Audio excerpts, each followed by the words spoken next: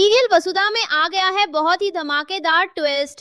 जी हाँ, आप आने वाले ट्विस्ट में देखने वाले हैं कि यहाँ पर जो वसुधा होती है वो काफी ज्यादा परेशान हो जाती है जब उसे मुंडवा गांव के बारे में पता चलता है।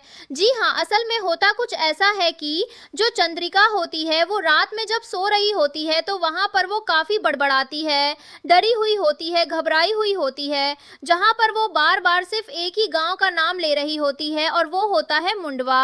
जिसके बाद यहाँ पर अब सुबह होते ही जैसे ही आती है वसुधा, वो चंद्रिका से किचन में पूछती है कि मुंडवा से आपका क्या लेना देना है, मतलब आप नींद में वो क्यों बोल रही थी। जिसके बाद चंद्रिका के हाथ में जो बर्तन होते हैं वो गिर जाते हैं नीचे और वो काफी डरी हुई घबराई हुई वहां से चली जाती है।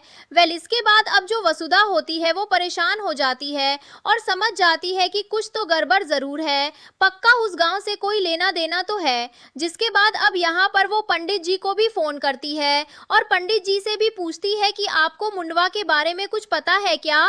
अब पंडित जी भी शॉक्ड हो जाते हैं, मतलब कि सच वहीं से जुड़ा हुआ है, मतलब वसुधा को क्यों एक्सेप्ट नहीं किया जा रहा है, इसका सच जो है वो उसी गांव से है। जिसके बाद यहाँ पर अब जो जो वसुधा होती है वो काफ़ी टेंशन में आ जाती है और वो वापस उसी गांव जाने वाली है जहाँ पर एक औरत है जो बंद कमरे में है, उसके पैरों में बेड़ियाँ। वो सिर्फ और सिर्फ चंद्रिका को बद्दुआएं देती नजर आ रही है। वो चंद्रिका से नफरत करती है, वो उसे बहुत ही उल्टा सीधा बोलती है।